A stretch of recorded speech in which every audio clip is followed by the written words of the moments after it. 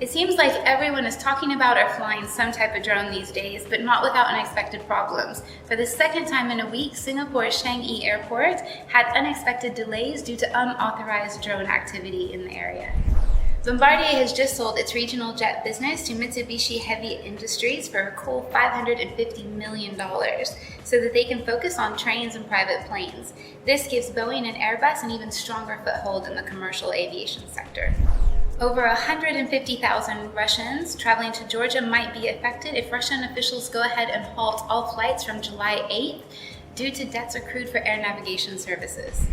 On this week's Why to Fly Private, a woman on an Air Canada flight was in for a shock when she woke up on a dark, empty plane, all alone, and a dead phone. Fortunately, she was able to unlock the cabin door and exit the aircraft.